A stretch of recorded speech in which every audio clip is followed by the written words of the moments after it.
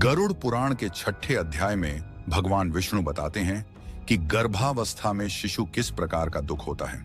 शिशु किस प्रकार से गर्भ में अपने पूर्व जन्मों का ध्यान करता है, भगवान से दुष्कर्मों को न करने के लिए किस प्रकार से प्रतिज्ञा लेता है, किस प्रकार से शिशु को गर्भ से बाहर आते ही माया मोहित कर लेती है, किस प्रकार से शिशु जन्म लेते ही अपनी प्रतिज्ञा को भुला देता है।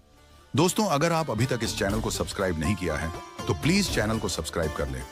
अगर कहानी पसंद आए तो एक लाइक जरूर करिएगा। गरुड़ जी ने कहा, हे केशव, नरक से आया हुआ जीव माता के गर्भ में कैसे उत्पन्न होता है, वह गर्भवास के दुख को जिस प्रकार भोगता है वह सब बताने की कृपा करें।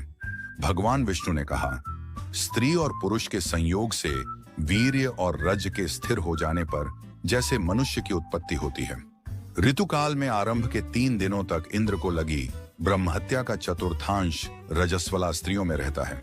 उस ऋतुकाल के मध्य में किए गए गर्भाधान के फलस्वरूप पाप आत्माओं के देह की उत्पत्ति होती है।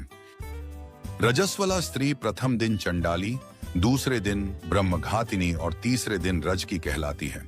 नरक से आए प्राणियों की ये 3 माताएं होती हैं। दैव की प्रेरणा से कर्मानुरोधी शरीर प्राप्त करने के लिए प्राणी के वीर्यकण का आश्रय लेकर स्त्री के उदर में प्रविष्ट होता है।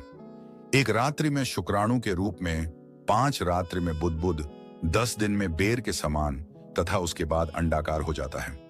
1 मास में सिर, 2 मास में बाहु आदि शरीर के सभी अंग, तीसरे मास में नख, लोम, अस्थि, चर्म तथा लिंग बोधक छिद्र उत्पन्न होते हैं।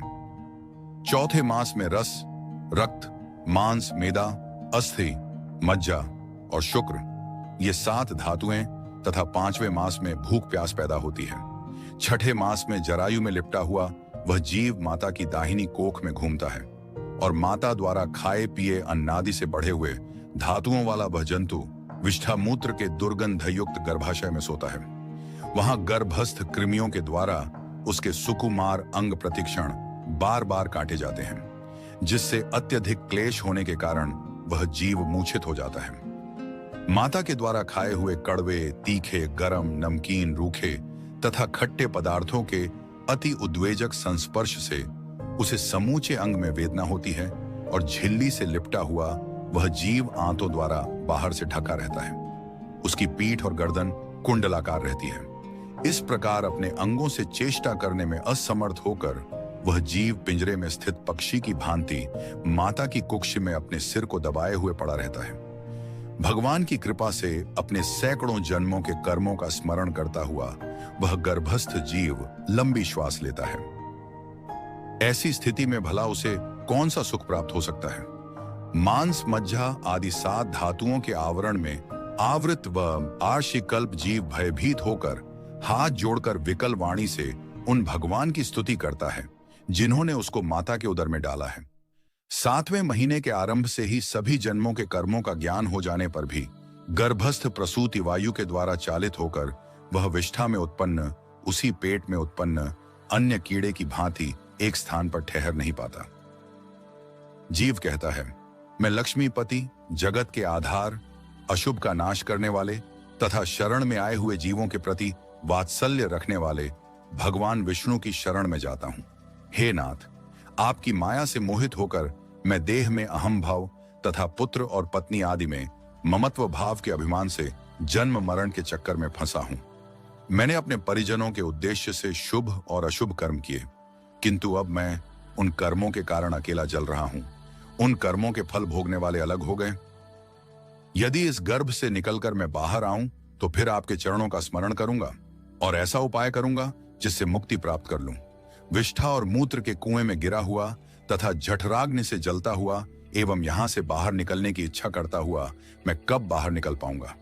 जिस परमात्मा ने मुझे इस प्रकार का विशेष ज्ञान दिया है, मैं उन्हीं की शरण ग्रहण करता हूं, जिससे मुझे पुनः संसार के चक्कर में न आना पड़े। मैं माता के गर्भगृह से कभी भी बाहर जाने की इच्छा नहीं करता, क्योंकि बाहर जाने पर पाप कर्मों से पुनः मेरी दुर्गति हो जाएगी।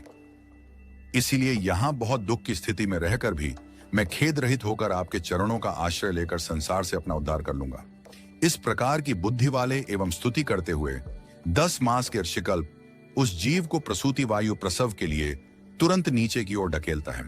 प्रसूति मार्ग के द्वारा नीचे सिर करके सहसा गिराया गया वह आतुर जीव अत्यंत कठिनाई से बाहर निकलता है और उस समय वह श्वास नहीं ले पाता तथा उसकी स्मृति भी नष्ट हो जाती है।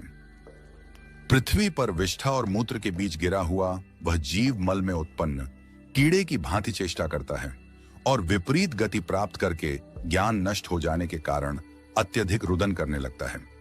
गर्भ में, रुग्णावस्था में, श्मशान भूमि में तथा पुराण के पारायण या श्रवण के समय जैसी बुद्धि होती है, वह यदि स्थिर हो जाए तो कौन व्यक्ति सांसारिक बंधन से मुक्त नहीं हो सकता। कर्म भोग के अनंतर जीव जब गर्भ से बाहर आता है तब उसी समय वैष्णवी माया उस पुरुष को मोहित कर देती है।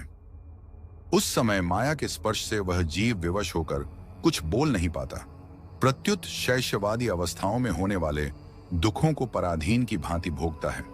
उसका पोषण करने वाले लोग उसकी इच्छा को जान नहीं पाते, अतः प्रत्याख्यान करने में असमर्थ होने के कारण वह विपरीत स्थिति को प्राप्त हो जाता है।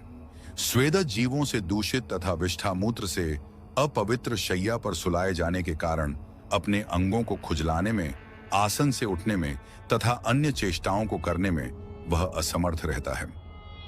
जैसे एक कृमि दूसरे कृमि को काटता है, उसी प्रकार ज्ञान शून्य और रोते हुए उस शिशु की कोमल त्वचा को मच्छर, खटमल आदि जंतु व्यथित करते हैं। इस प्रकार शैशवावस्था का दुख भोगकर वह पौगंडावस्था में भी दुख ही भोगता है। तदनंतर युवावस्था प्राप्त होने पर आसुरी संपत्ति को प्राप्त होता है। तब वह दुर्व्यसनों में आसक्त होकर नीच पुरुषों के साथ संबंध बनाता है और वह काम लंपट प्राणी शास्त्र तथा सत्पुरुषों से द्वेष करता है। भगवान की माया रूपी स्त्री को देखकर वह अजितेंद्रिय पुरुष उसकी भाव भंगिमा से प्रलोभित होकर महामोह रूप अंधतम में उसी प्रकार गिर पड़ता है जिस प्रकार अग्नि में पतिंगा। हिरण्य, हाथी, पतिंगा, भौंरा और मछली, ये पांचों क्रमशः शब्द, स्पर्श, रूप, गंध तथा रस, इन पांच विषयों में एक एक में आसक्ति होने के कारण ही मारे जाते हैं। फिर एक प्रमादी व्यक्ति जो पांचों इंद्रियों से पांचों विषयों का भोग करता है, वह क्यों नहीं मारा जाएगा? अभीप्सित वस्तु की अप्राप्ति की स्थिति में अज्ञान के कारण ही क्रोध हो आता है। शोक को प्राप्त व्यक्ति देह के साथ ही बढ़ने वाले अभिमान तथा क्रोध के कारण वह कामी व्यक्ति स्वयं अपने नाश हेतु दूसरे कामी से शत्रुता कर लेता है। इस प्रकार अधिक बलशाली अन्य कामी जनों के द्वारा वह वैसे ही मारा जाता है जैसे किसी बलवान हाथी से दूसरा हाथी। इस प्रकार जो मूर्ख अत्यंत दुर्लभ मानव जीवन को विषय आसक्ति के कारण व्यर्थ में नष्ट कर लेता है, उससे बढ़कर पापी और कौन होगा। सैकड़ों योनियों को पार करके पृथ्वी पर दुर्लभ मानव योनि प्राप्त होती है। मानव शरीर प्राप्त होने पर भी द्विजत्व की प्राप्ति उससे भी अधिक दुर्लभ है। अति दुर्लभ द्विजत्व को प्राप्त कर जो व्यक्ति द्विजत्व की रक्षा के लिए अपेक्षित धर्म कर्मानुष्ठान नहीं करता, केवल इंद्रियों की तृप्ति में ही प्रयत्नशील रहता है, उसके हाथ में आया हुआ अमृत स्वरूप वह अवसर उसके प्रमाद से नष्ट हो जाता है। इसके बाद वृद्धावस्था को प्राप्त करके महान व्याधियों से व्याकुल होकर मृत्यु को प्राप्त करके वह पूर्ववत महान दुखपूर्ण नरक में जाता है।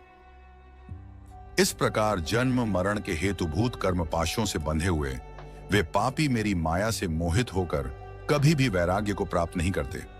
इस प्रकार मैंने तुम्हें अंत्येष्टि कर्म से हीन पापियों की नरक गति बताई। इस प्रकार गरुड़ पुराण के अंतर्गत पाप जन्मादि दुख निरूपण नामक 6ठा अध्याय पूरा हुआ। आज की कहानी में बस इतना ही। चैनल को सब्सक्राइब नहीं किया है तो प्लीज चैनल को सब्सक्राइब कर लें। अगर कहानी पसंद आई हो तो एक लाइक जरूर करिएगा।